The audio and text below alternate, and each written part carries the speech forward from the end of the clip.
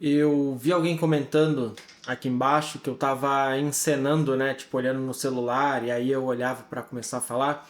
Mas a verdade é que normalmente eu tô procurando as perguntas, né? Tem muitas perguntas aqui na caixinha, e normalmente eu tô passando por elas aqui pra tentar achar a que eu tinha pensado em responder em vídeo. A pergunta de hoje, na verdade, eu já respondi em texto, tá? Eu já respondi ali no texto, mas eu achei que podia rolar uma resposta melhor para ela.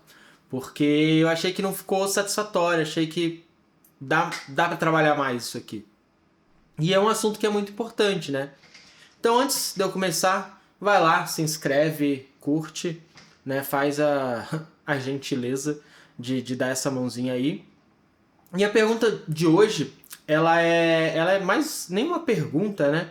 Mas ela é quase um comentário de uma seguidora ali que diz assim: não sei lidar com dinheiro, me sinto um lixo com isso. Me sinto um fracasso por não saber lidar.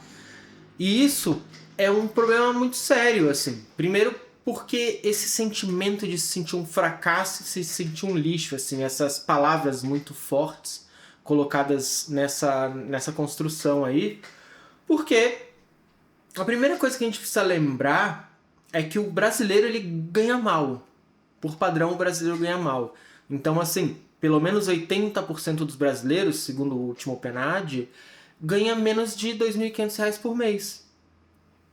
E aí você vai olhar o Diese, o salário mínimo ideal, né, para o brasileiro, deveria ser de 6.670 e poucos reais, eu acho.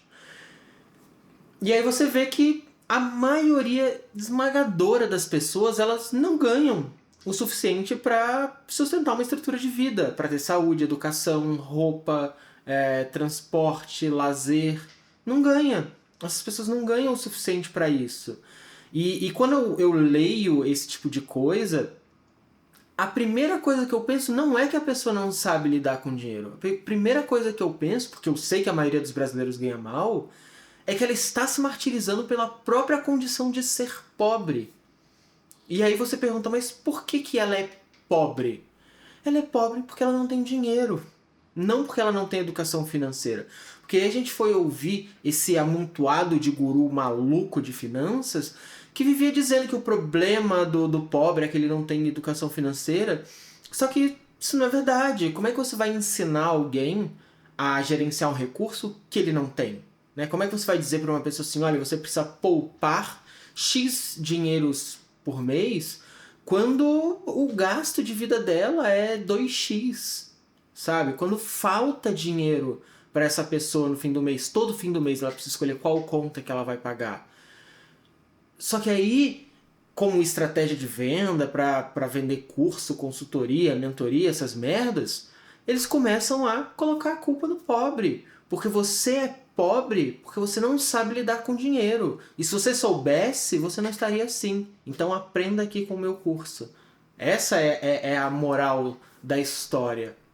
E aí quando você vai ver, a pessoa tá assim, tá todo mundo fudido da cabeça. Porque as pessoas não sabem o que fazer, né? Tá ouvindo alguém dizendo ali assim, você tá nessa situação porque você não sabe lidar com dinheiro, né?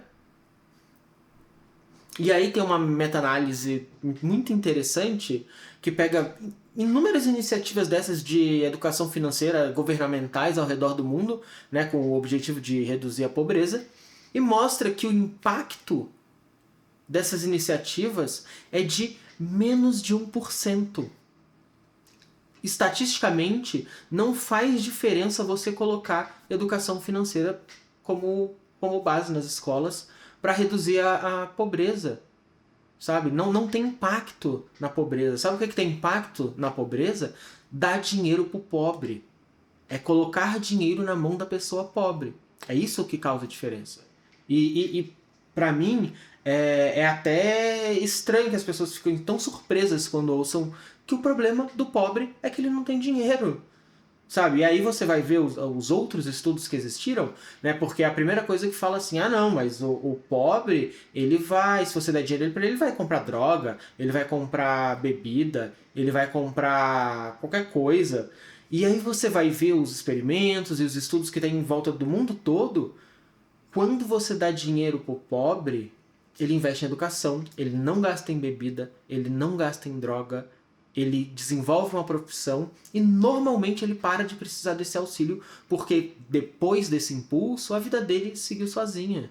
Sabe, no próprio, mesmo no Brasil, com a nossa tímida iniciativa de renda básica, que foi o Bolsa Família, você pode ver que ao longo dos anos que existiram, antes do Bolsonaro meter a mão e estragar, 70% das pessoas que passaram pelo Bolsa Família saíram do programa porque não precisavam mais do auxílio. Porque esse auxílio foi o suficiente para ajudar com que eles conseguissem ganhar mais dinheiro, desenvolver uma profissão, colocar a vida num eixo onde pararam de precisar desse dinheiro, sabe? E é isso que a gente precisa entender, que quando você dá dinheiro pro pobre, a vida dele passa a andar, passa a caminhar, passa a funcionar.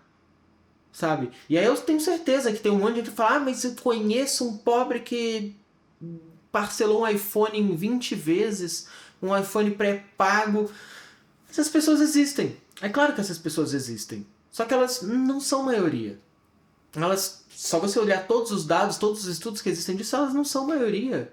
Né? E aí tem aquela falácia engraçada, tipo, mas o pobre que ganha na loteria, ele fica pobre de novo. Isso é mentira. Isso é mentira. O estudo que dizem que é de uma instituição internacional, a instituição nega esse estudo, ela nega esses dados. Esses dados são inventados para estimular essa culpabilização aí do pobre, dele achar que ele é pobre porque ele é burro, dele é pobre porque ele não tem educação, dele é pobre porque alguém falhou com ele. E se alguém falhou com ele, foi a estrutura governamental que devia dar dinheiro para ele, sabe? Então, você, qualquer pessoa aí que está se martirizando, que está se sentindo mal porque você não sabe lidar com dinheiro, é muito provável que você só ganhe muito menos do que você precisa. Esse é o mais normal. E se você acha que você ganha o suficiente, coloca os seus gastos na ponta do lápis aí, como a gente costuma falar, faz uma planilha disso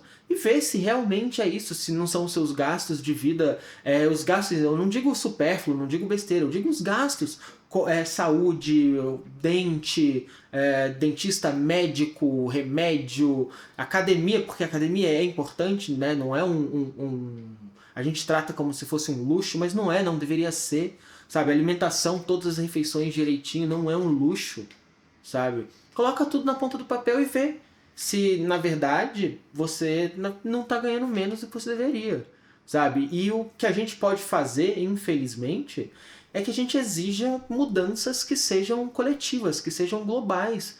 Porque, infelizmente, ensinar alguém a diferença entre juros compostos e juros simples e que botar dinheiro no, sei lá, no CDI vai render mais do que a poupança, desculpa, gente, não vai, sabe?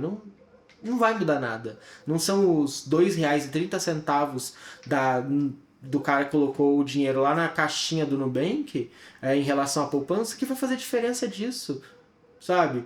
Então é isso, assim. Infelizmente, a gente construiu e alimentou ao longo desses últimos anos essa cultura de botar a culpa no pobre pela própria condição, e que infelizmente isso só faz as pessoas adoecerem, as pessoas ficarem malucas, porque a culpa não é delas, sabe? E individualmente pouca coisa vai mudar. Beleza?